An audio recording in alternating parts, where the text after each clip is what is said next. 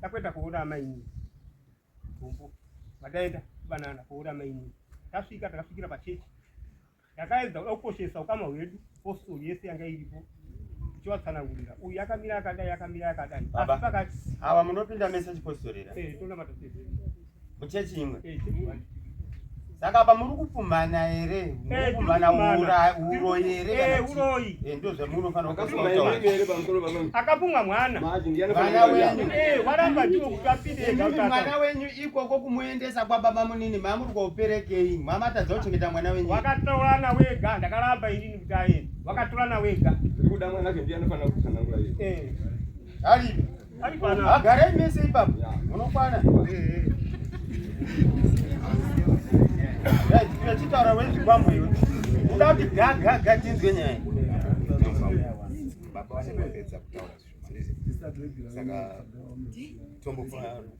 arikupfuma wacho ari kupfuma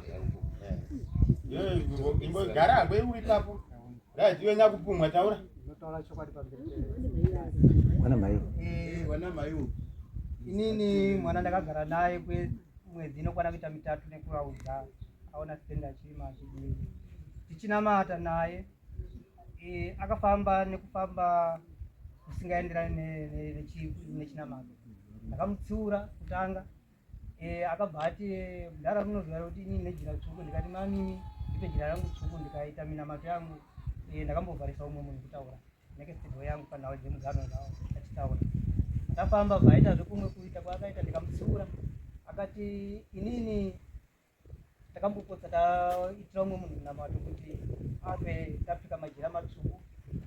nejongwe rehuku asi pane zvakazouya munyama mangu zvandakazongonzwa ndandazoti aiwa jongwe rehuku ngaridini tivharirei mafoni tivharireiwo mafoni unokumbirawo nemafoni ezvinoita basa rei